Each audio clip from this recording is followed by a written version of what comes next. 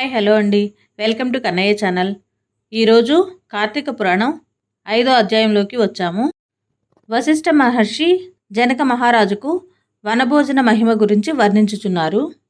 ఓ జనక మహారాజా, కార్తీక మాసంలో స్నానదాన పూజానంతరమున శివాలయమునందు కాని విష్ణాలయమునందు కాని శ్రీమద్ భగవద్గీత పారాయణము తప్పక చేయవలేను. అట్లు చేసిన వారి సర్వ పాపములను నివృత్తి అగును. ఈ కార్తీక మాసములో కరవీర పుష్పములు శివకేశవులకు సమర్పించిన వారు వైకుంఠమునకు వెళ్ళుదురు. భగవద్గీత కొంతవరకు పఠించిన వారికి విష్ణులోకం ప్రాప్తించును. కడకందలి శ్లోకములో ఒక్క పాదమైనను కంఠస్థమొనరించిన ఎడల విష్ణు సాన్నిధ్యం పొందుదురు. కార్తీక మాసంలో పెద్ద ఉసిరికాయలతో నిండి ఉన్న ఉసిరి చెట్టు క్రింద సాలగ్రామమును యథోచితంగా పూజించి విష్ణుమూర్తిని ధ్యానించి ఉసిరి చెట్టు నీడను భుజించవలెను. బ్రాహ్మణులకు కూడా ఉసిరి చెట్టు క్రిందనే భోజనం పెట్టి దక్షిణ తాంబూలములతో సత్కరించి నమస్కరించవలెను. వీలును బట్టి ఉసిరి చెట్టు క్రింద పురాణ కాలక్షేపం చేయవలెను.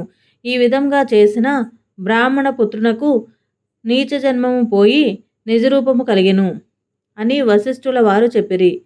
అది విని జనకరాజు, మునివర్య, ఆ బ్రాహ్మణ యువకునకు నీచ జన్మ మేల కలిగెను, దానికి గల కారణమేమి అని ప్రశ్నించగా వశిష్ఠుల వారు ఈ విధంగా చెప్పనారంభించిరి. కిరాత మూషికములు మోక్షమునొందుట. రాజా, కావేరీ తీరమందొక చిన్ని గ్రామమున దేవశర్మ అను బ్రాహ్మణుడు కలడు. అతనికి ఒక పుత్రుడు కలడు. వాని పేరు శివశర్మ. శివశర్మ చిన్నతనం నుండి భయభక్తులు లేక అతి గారాభముగా పెరుగుట వలన నీచ సహవాసములు చేసి దురాచారపరుడై మెరుగుచుండెను. అతని దురాచారములను చూచి ఒకనాడు అతని తండ్రి కుమారుణ్ణి పిలిచి, బిడ్డా, నీ దురాచారములకు అంతు లేకుండా ఉన్నది. నీ గురించి ప్రజలు పలు విధములుగా చెప్పుకొనుచున్నారు. నన్ను నిలదీసి అడుగుచున్నారు. నీ వల్ల కలుగు నిందలకు సిగ్గుపడుతూ నలుగురిలో తిరగలేకపోచున్నాను. కాన నీవు కార్తీక మాసంలో నదిలో స్నానం చేసి శివకేశవులను స్మరించి సాయంకాల సమయమున దేవాలయంలో దీపారాధన చేసిన ఎడల నీవు చేసిన పాపములు తొలగిపోవటయే కాక నీకు మోక్షప్రాప్తి కూడా కలుగును. కాన నీవు అటుల చేయుమని బోధించెను. అంతటా కుమారుడు, తండ్రి, స్నానం చేయుట వంటి మురికి పోవటకు మాత్రమే కానీ వేరు కాదు. స్నానం చేసి పూజలు చేసినంత మాత్రాన భగవంతుడు కనిపించునా? దేవాలయంలో దీపములు వెలిగించినా లాభమేమి? వాటిని ఇంటిలోనే పెట్టుట మంచిది కాదా అని వ్యతిరేకార్థముతో పెడసరంగా సమాధానమిచ్చెను. కుమారుని సమాధానం విని తండ్రి, ఓరి నీచుడా, కార్తీక మాస ఫలమునంత చులకనగా చూస్తున్నావు కాన నీవు అడవిలో రావి చెట్టు తొర్రయందు ఎలుక రూపంలో బ్రతికెదువు కాక అని కుమారుని శపించెను. ఆ శాపంతో కుమారుడగు శివశర్మకు జ్ఞానోదయమై భయపడి తండ్రి పాదములపై పడి, తండ్రి, క్షమింపుము. అజ్ఞాన అంధకారంలో పడి దైవమును దైవ కార్యములను ఎంతో చులకన చేసి వాటి ప్రభావములను గ్రహింపలేకపోతిని. ఇప్పుడు నాకు పశ్చాత్తాపము కలిగినది. నాకు ఆ శాప విమోచనము ఎప్పుడు ఏ విధంగా కలుగునో దానికి తగు తరుణోపాయమేమో వివరింపుమని ప్రాధేయపడెను. అంతటా తండ్రి, బిడ్డ, నా శాపమును అనుభవించుచు మూషికమువై పడి ఉండగా నీవెప్పుడు కార్తీక మహత్యమును వినగలవో అప్పుడు నీకు పూర్వ దేహస్థితి కలిగి ముక్తి నొందుదువు అని కుమారుని ఊరడించెను. వెంటనే శివశర్మ ఎలుక రూపము నుండి అడవికి పోయి ఒక చెట్టు త్వరలో నివసించుచు ఫలములను తినుచు జీవించుచుండెను.